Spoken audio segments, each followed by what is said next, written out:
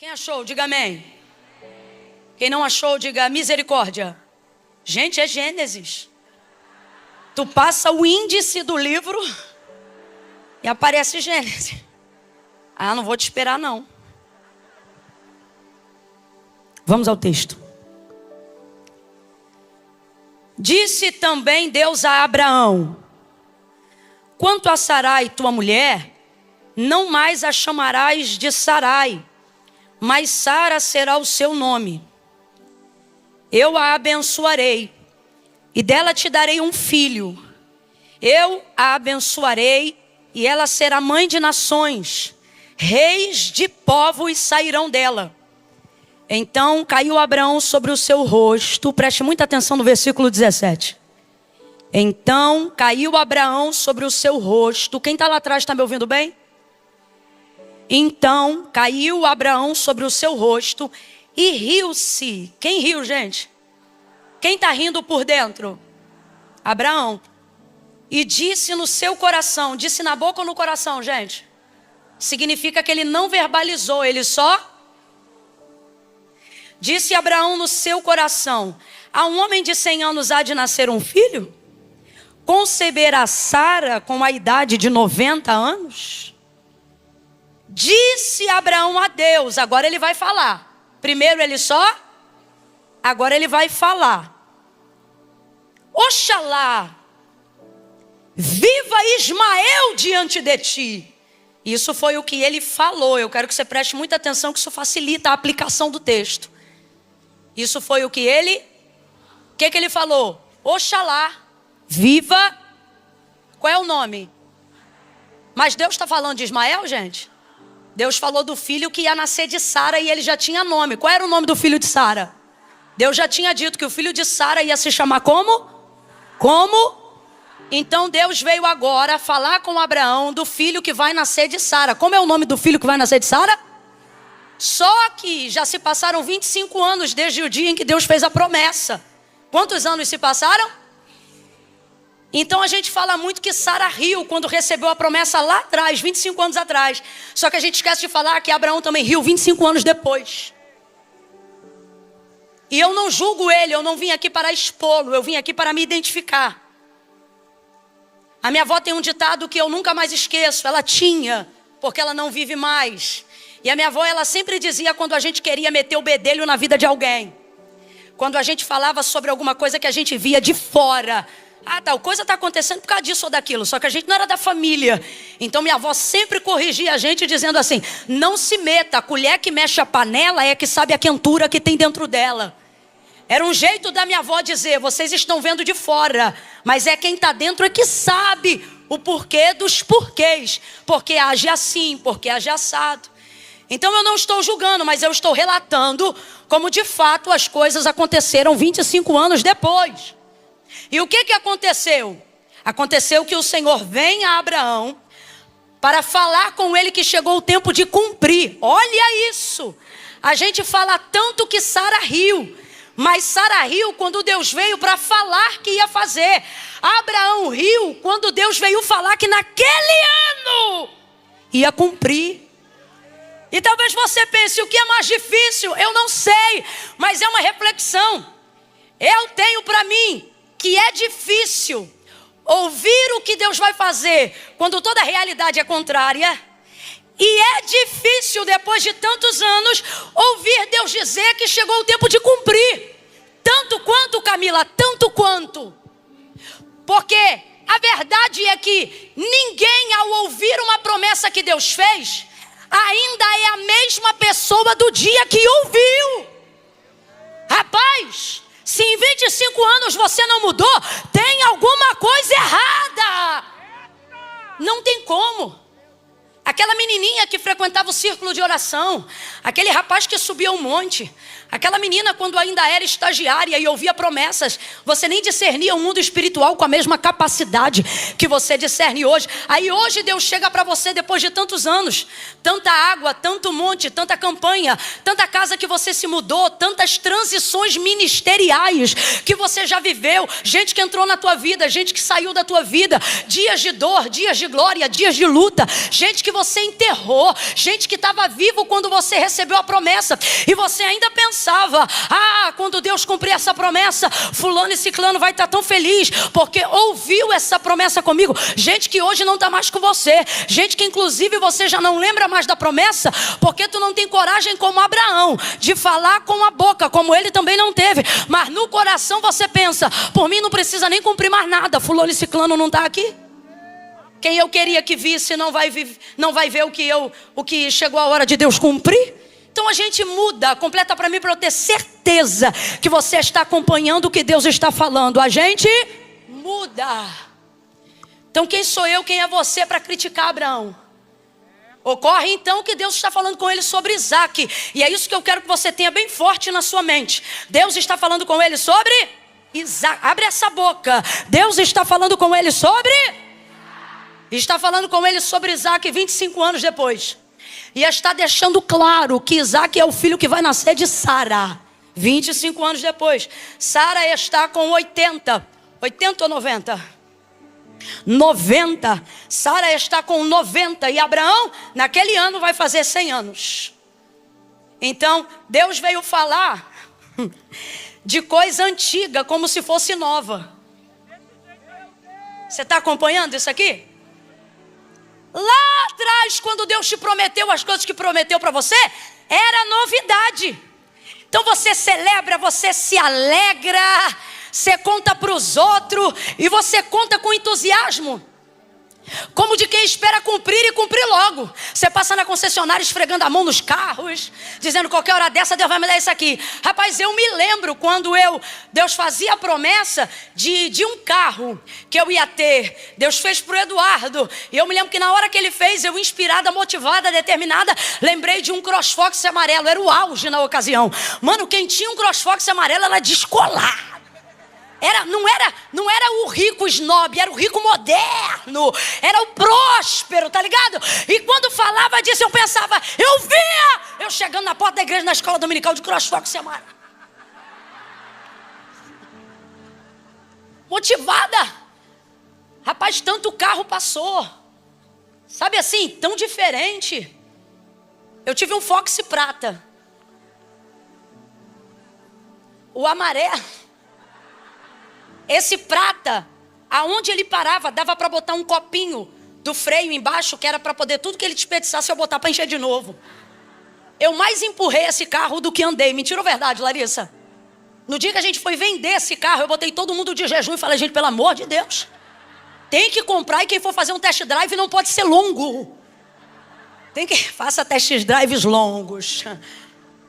E, enfim, a minha motivação era outra. Quando eu ouvia Deus falar de coisas que eu só viveria neste tempo e não naquele, eu não contava meu tempo como o tempo de Deus. Isso é impossível. Como você vai tentar alinhar o Cronos com o Kairos o tempo todo? O Kairos alinha o Cronos, escute, mas o Cronos não alinha o Kairos. A minha inspiração, a minha motivação, meu jejum não bota Deus na parede. Minha campanha de monte não faz Deus se sentir pressionado a me dar mais rápido. Rapaz, a teologia que você estudou e incutiu isso na tua mente está totalmente errada. O jejum não prepara Deus para te abençoar. O jejum te prepara para esperar a hora que Ele decide cumprir aquilo que Ele te falou. E isso é complexo, porque o nosso tempo não é como o tempo de Deus. Quem está entendendo, diga amém. Hoje eu te confesso que eu tenho outro carro. E ele é mais moderno do que o CrossFox amarelo. Camille, hoje você poderia ter o CrossFox amarelo? Hoje eu poderia, mas eu não quero. Porque nesse contexto ele combinava com a inspiração que eu tinha, o desejo que eu tinha para aquele tempo. Para esse tempo, outros modelos passaram a me inspirar mais. Modelos que não existiam naquela época. Alguém está entendendo o que Deus está falando aqui? Então, os tempos estão na mão de Deus. Só que quando você recebe a palavra, você recebe naquele teu tempo. E naquele teu tempo, você trabalha com a inspiração que você tem naquele tempo. Com o dinheiro que você tem naquele tempo. Com as pessoas que você tem naquele tempo. Você quer ver? Eu vou falar um negócio aqui, alguém vai se lembrar. Quando Deus te fazia promessas de lugares que Ele te colocou hoje, você se imaginava ao lado das pessoas que estavam lá e nunca pensou que aquelas pessoas não estariam hoje aqui. Pessoas que você pensava, mano, fulano vai comigo pra vida. Rapaz, fulano não deu a esquina da tua honra. Quando Deus começou a te prosperar um cadinho, fulano já ficou atormentado. Ele não aguentou aquela viradinha de leve, que ainda nem era o cumprimento. E tu pensava, fulana vai comigo. Quando eu chegar aquele dia, é fulana que eu vou honrar. Hoje, quando tu tá no púlpito dando testemunho, tem ciclana, beltrana, fulana. Fulana tem perfil falso para acompanhar a tua vida, saber onde você tá. E sabe qual é a conversa que ela tem? Ela diz aí, ó, na época que andava comigo, Deus falava isso. Mas não me honrou. Não, ela que não honrou o que Deus fez na tua vida. Ficou indignada. Mas deixa isso para outro dia. O que eu quero dizer? Os tempos mudam. É nesse tempo, aleluia. É nesse tempo. Então Abraão recebe a notícia de Isaac 25 anos mais cedo. E a motivação dele é outra. Tem alguma coisa de marca que você queria muito há 20 anos atrás, mas era muita coisa para você? Tem alguém da Baixada aqui? Vou falar um negócio que só a galera da Baixada e quem nasceu entre 80 e 90 vai entender o que eu vou falar. Tinha um chinelo chamado Kenner.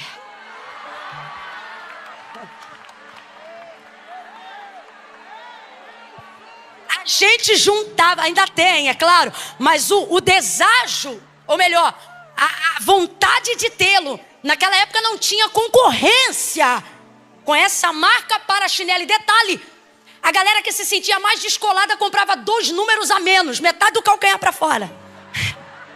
Carioca andando no calçadão de Kenner. Peladeiro, quem joga bola, né? Correndo de Kenner.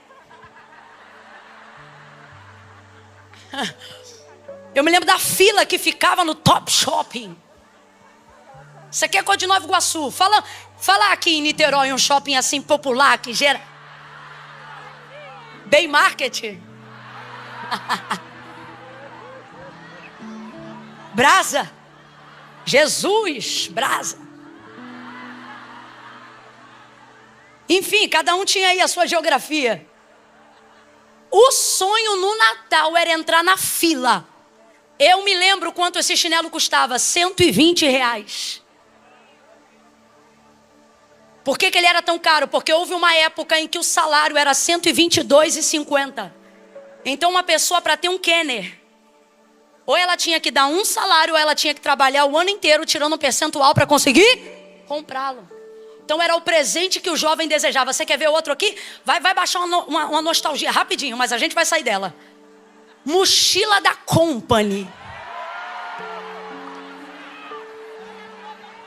Era o sonho. Alguém lembra disso? Eu não sei o que a moçada quer agora, mas eu estou falando de artigos que não tinham concorrência. Eles eram quase que unânimes na categoria deles. O que eu estou querendo dizer com isso? Era uma coisa que você desejava muito. Hoje, para essa galera, isso não significa nada mais além de nostalgia. Tem nenhuma mulher que doida para sair daqui e comprar uma mochila da Company hoje. Não, ela quer outra. Mudou. Ela quer Levítico. Não pegou não? LV, Levítico. Ah, pegou agora, né? Ela quer isso. Ela quer Gálatas. São essas coisas que ela quer. Mudou. Alguém está entendendo? Quem não está é porque ainda não chegou o teu cumprimento. Não chegou a tua hora. Ela quer. Porque o tempo muda. O tempo. Lê do engano você achar que o tempo muda tudo e não muda você. O tempo muda. E o que um dia foi um máximo, hoje já não é mais um máximo. O que um dia você quis muito, hoje você já não quer muito. E por que você não quer muito se aquilo era algo tão desejado? Porque o tempo muda as nossas aspirações e as nossas inspirações. Sara riu no começo, mas Abraão riu no cumprimento. Deus chegou para ele e disse: olha, o que eu falei vai acontecer no tempo determinado daqui a 1 ano. Então o que Deus está dizendo? De hoje que eu estou falando com você, até se passar cabo de 1 ano, vai se cumprir. Então Deus sempre trabalhou com a fé, mas agora chegou a hora de Deus dar prazo. Eu vou falar como Deus está mandando. A hora do cumprimento, ela também é anunciada. Camila, eu não estou entendendo, você vai entender. Por um tempo, para experimentar a tua fé, Deus diz o que vai fazer, mas não diz quando. Deus diz: vou te honrar, mas não diz quando. Deus diz: vou salvar, mas não diz quando. Ele diz: eu vou te prosperar, mas não diz quando. E aí, inspirado, você caminha crendo que vai prosperar. Inspirado, você ora crendo que Deus vai salvar. Inspirado, você jejua crendo que um ministério te aguarda. Inspirado, você vai aonde Deus quer te levar, sem saber quando você vai chegar. Mas depois de tanto caminhar, Deus vê em você a aprovação para receber. E aí ele chega, e Deus está mandando eu dizer isso aqui: por estes dias eu não venho te fazer promessas, eu vim te dar prazos. Alguém acredita nisso aqui? Eu vim te dar prazos. Mariana, o Senhor veio trazer prazos. O que é isso? Ele não veio falar, ele veio cumprir coisas de antigamente. Meu Deus!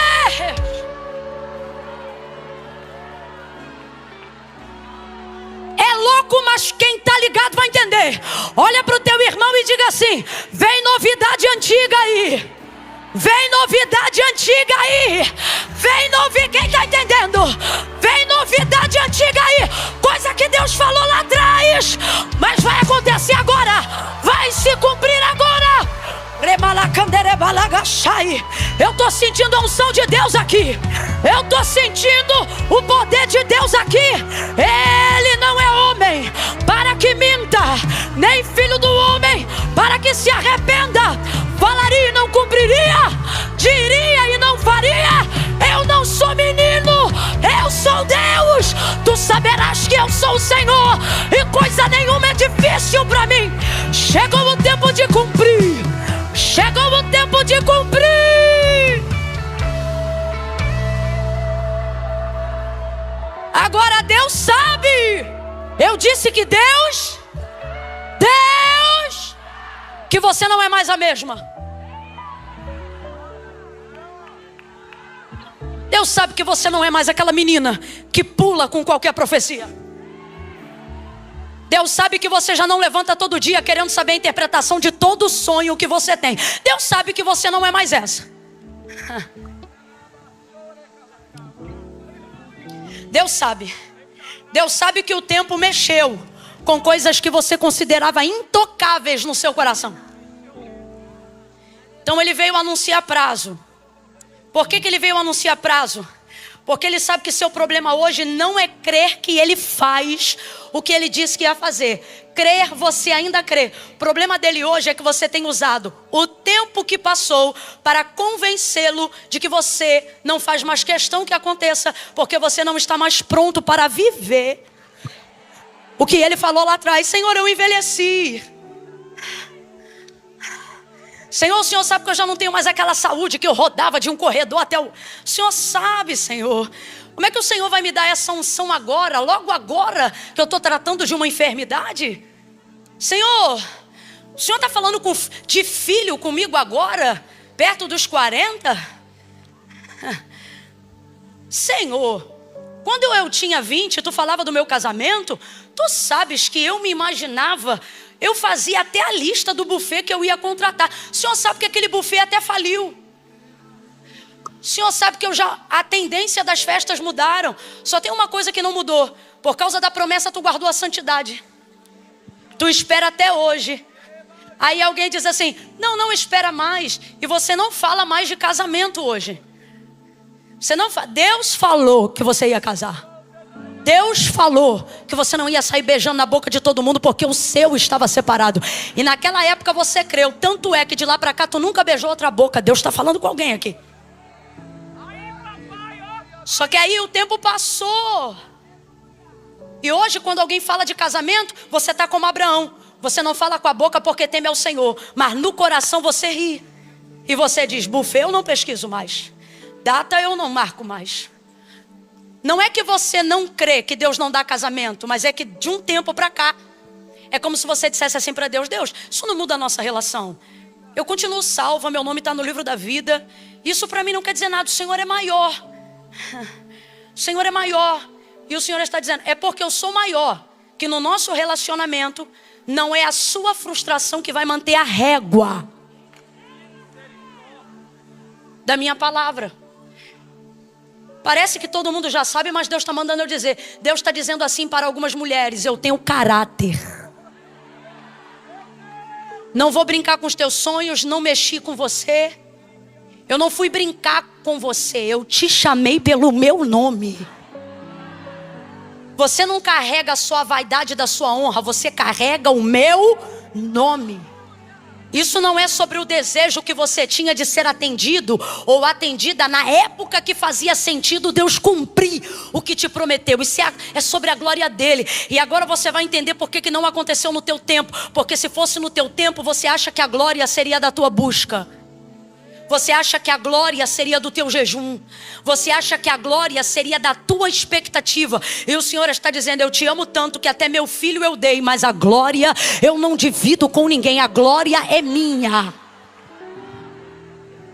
Então todo o nosso problema no nosso relacionamento com Deus não é não crer que Ele tem poder de fazer tudo que Ele nos prometeu, mas é depois de muito tempo não fazendo o que esperávamos, perder em nós o desejo que Ele continue fazendo.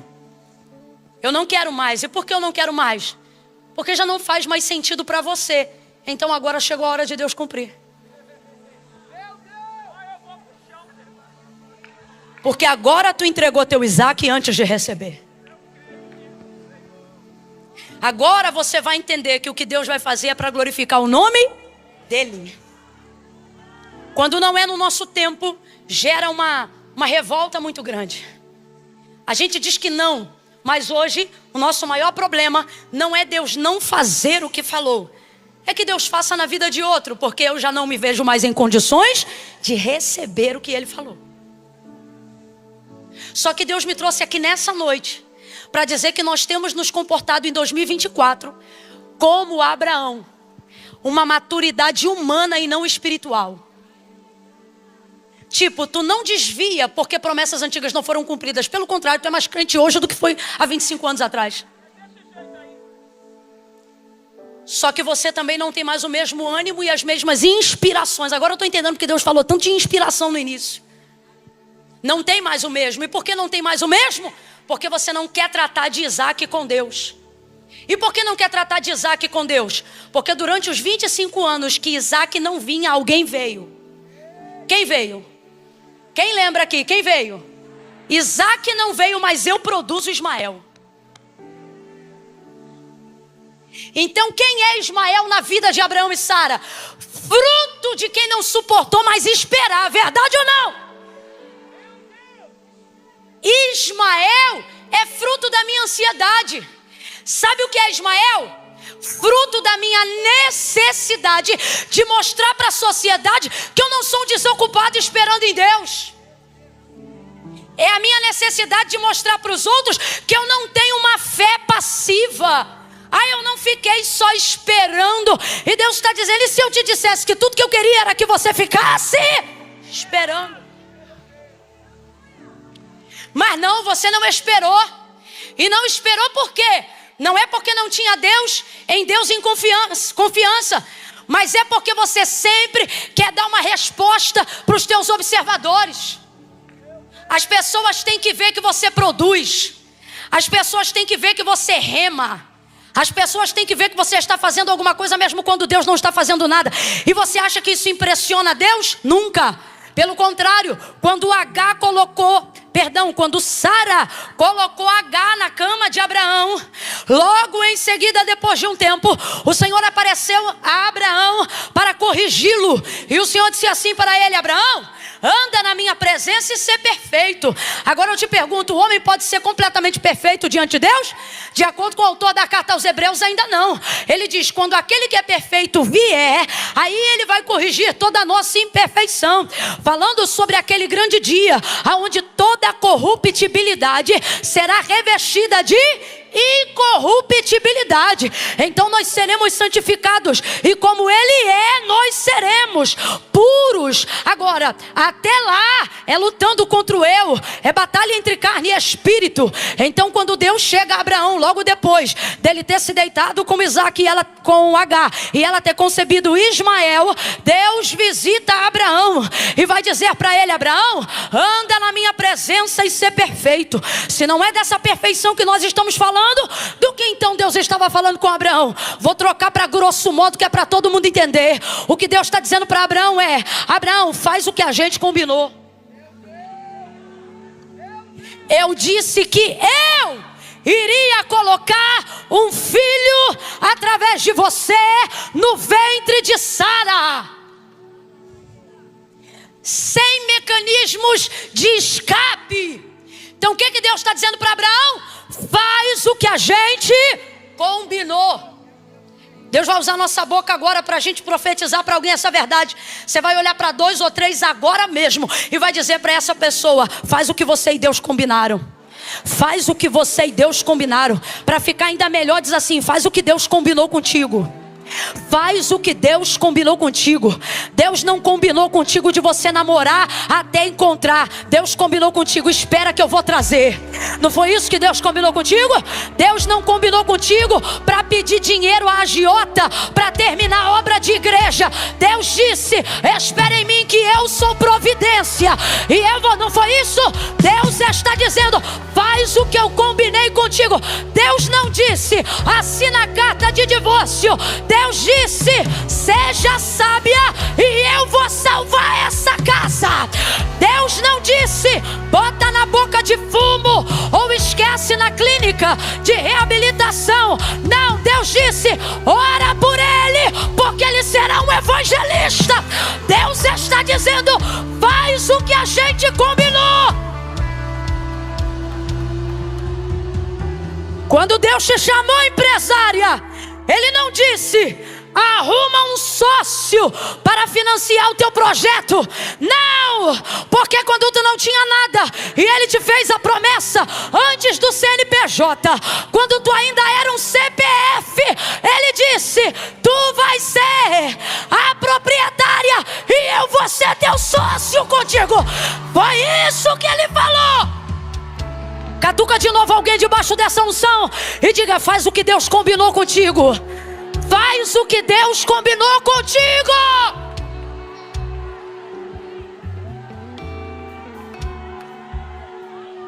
Quando você franqueia sua cama para o estrangeiro, você está franqueando sua bênção para quem não estava no círculo da promessa. Então, o que é Ismael a grosso modo? A grosso modo, tá bom, gente? O que é Ismael a grosso modo?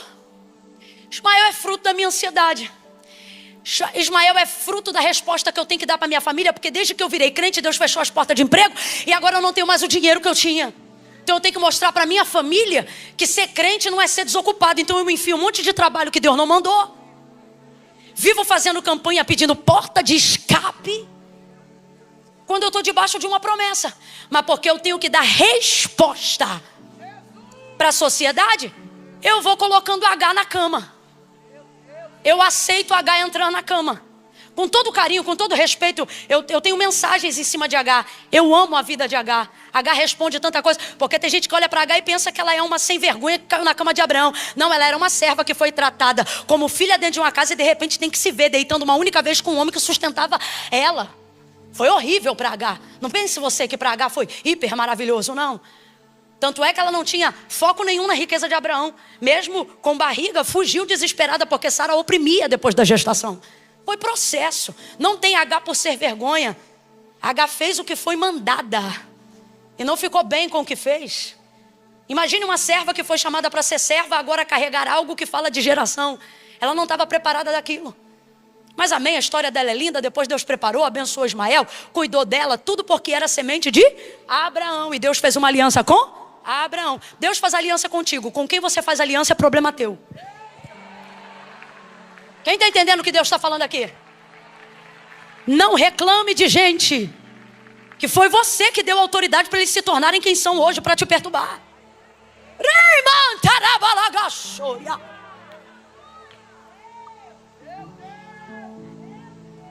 Aí veja, então quem é Ismael? Ismael é quem vai me dar um prazer parecido com a realização. Por que eu estou dizendo isso? O filho da promessa é Isaac, vamos lá? O filho da promessa é quem?